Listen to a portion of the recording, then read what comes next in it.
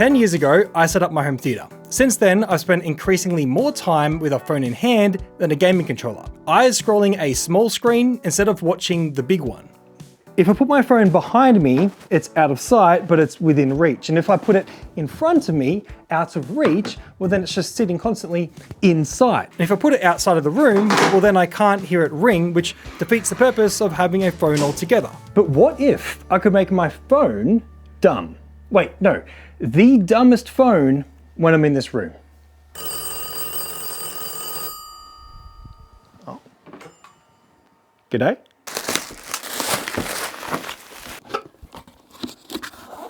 Ooh, the color! Oh, and they included a little beige cable. Let's go! The first thing I bought was a retro style rotary phone. Oh, no way! Dude! It's so inefficient, but like, just awesome. And it of course has a corded handset.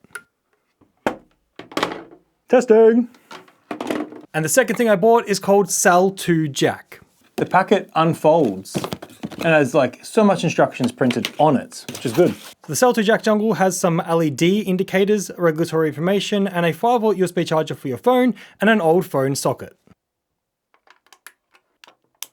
And it's powered from a 5-volt USB charger. For the first time setup, pick up your home phone off the hook and press #*#. It's talking to me. We need to connect the phone. #*#. It just said pairing. Cell 2 Jack.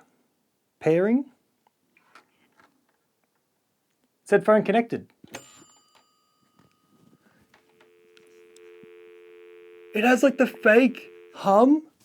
Now I've got some questions. What is the Bluetooth range? How many phones can connect at once? What's the call quality like? Can you call emergency numbers? Spoiler, not easily. How does it allow me to control my smart lights? And most importantly, why did I pay more for it over the off-the-shelf, all-in-one, ready-to-go options?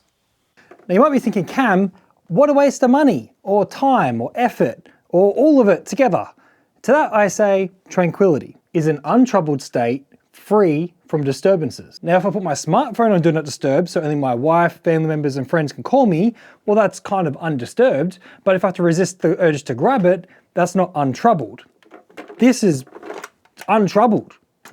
That's the only scroll I can do. On Amazon, you can find an all-in-one from Sangyun where it says, wait, not that image, that's emphasizing you can finally hang up on someone again by slamming the phone down, but this image where it has music playback. I also looked at physicalphones.com range. They too, deep in the user manual, highlight how to stop playing music through the phone. It seems they are broadcasting a headphones with microphone Bluetooth profile. I can actually dial 61# on my phone and Cell 2 Jack will switch to this mode. Now music and media plays through the phone's handset, which is super annoying. When connected, you have to manually choose to use your phone's speaker, and after disconnecting and reconnecting, it'll default media back through the phone handset, because it thinks you've turned your Bluetooth headphones on again and, well, would want to use them. Whereas the Cell 2 Jack default to broadcast a headset call only Bluetooth profile is more aligned with its function. Also, the others have a built-in battery, like Bluetooth headphones. But since Cell 2 Jack is powered by USB, I can plug it into a smart power point to easily turn it on or off, along with all of the other smart home tech in my home theater. And I've also been able to connect 2 smartphones at the same time, like the other Bluetooth ones advertise. Dude, no way. I was just Googling to bring up this like image to give a demo, and I just discovered that Panasonic have a multi-base station model. Their feature's called Link to Cell, and you can just pair your phone to it, then they all ring. There's Bluetooth. So what I was gonna say is you can use the Cell 2 Jack with an old phone home base, and it will send the phone call through all the phones as well, which is kind of cool because it just thinks it's an incoming call from the street. But regardless, I wanted the traditional rotary look and feel. And apparently the Cell 2 Jack works with old pulse signal rotary phones. But by now, a lot of the ringers are damaged, or you might need to adjust the ground wire for the ringer to make it work with the adapter. And so to skip that hassle, that's why I bought a brand new with modern plugs. Call me. I've just messaged my wife Chelsea to ask her to call me. I might actually sit back here because it might be like deafening. I don't know how loud. Jeez. Oh, it rings on both still. Hola. How do I sound? Unclear. Oh no. This is a voicemail message. You can hear what the microphone would sound like through a cellular call. However, it's more to do with the cheap microphone built into this phone than the cell-to jack dongle itself. A more expensive handset will probably sound better. And the speaker of this headset also has like buzzing harmonics. And this is what a voicemail left from an iPhone 15 Pro sounds like through the earpiece. I feel it's fair to assume that the poor call quality is more so from the handset itself, as it's quite cheap, and not the adapter. However, this isn't perfect, especially for calling emergency numbers. You'll see that in a sec. It does have a lot of settings to tweak to try and get the best out of whatever phone you plug it into. For example, to initiate pairing, it's #*# or 4 zeros. Now, as an Australian, you might think, oh, 4 zeros. That's very close to the 000 emergency number that we have. And if you're in an emergency and you're like, hands are shaking and maybe you tap one extra zero, you've now just entered pairing mode and disconnected your phone, and that's not very good. But I thought, let me just call 000 to see what happens. Nothing. But then I thought, what if I try 911? Nothing. I have to add a pound or a hash at the end to initiate a 3-digit call.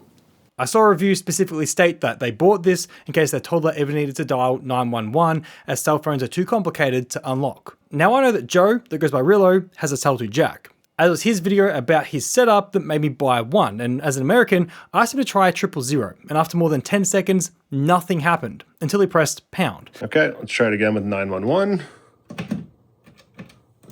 Oh shit. Okay, wait, let me try that again just to make sure. My bad, he wasn't expecting anything to happen, but he also didn't re-hook between dialing, and on the next try doing the same thing, it didn't dial out. For my use case, it's not a problem, but in general, major flaw. An interesting feature is it has robot call screening, so 14# will enable it on the handset, so when someone calls you, it reads out a message. After the tone, please dial 30 to connect the call. Please try again.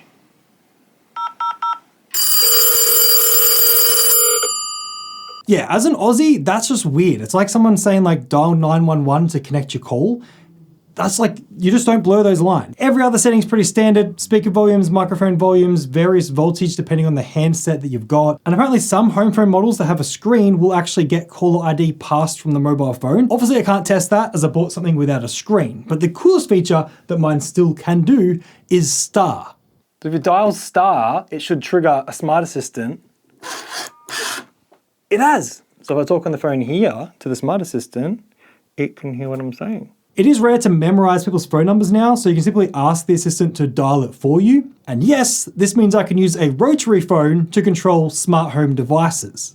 Fun fact, classic rotary phones don't have star symbols. But if you dial 4 ones, that should trigger Assistant. I also found a utility to let you change settings through a Windows or Mac computer. And with DTMF tone injection hacking, I could change settings by playing tones down the microphone. And now you can see why I bought a rotary with pound and star on it. Also read a post saying that Google Voice or VoIP-based calling didn't work, but I got Chelsea to call me through Facebook Messenger and that got it to ring. So I've had SIM and Facebook Messenger, which is all I need. And if you're wondering what the Bluetooth range is like, I walked to the opposite end of my house and at over 20 meters through multiple walls, I could still hear it ringing, much to Norman's confusion.